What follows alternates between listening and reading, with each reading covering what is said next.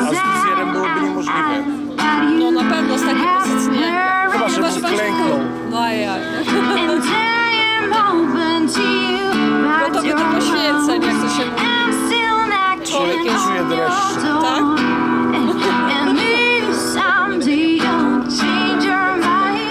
To poczuje pan dreszcz, jak pan się schyli, zobaczmy. Ktoś kopa sprzed. Nikogo nie widzę. Władza idzie.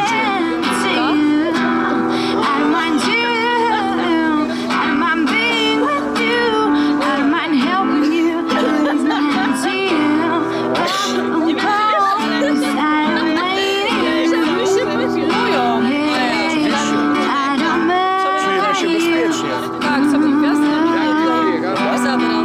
Proszę? Co by nam gwiazdy nie zabrał.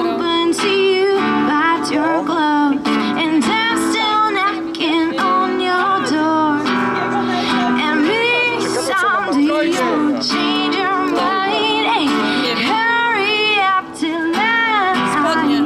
Ale co ona tam ma? Taki rulon. Olbrzymie.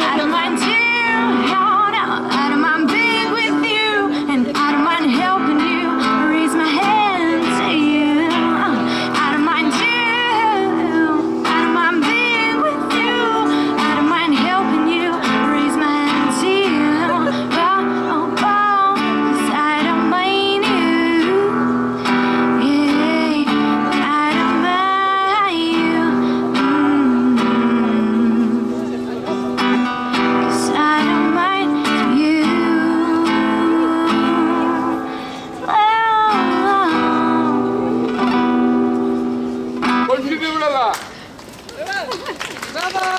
Thank you very much, very good.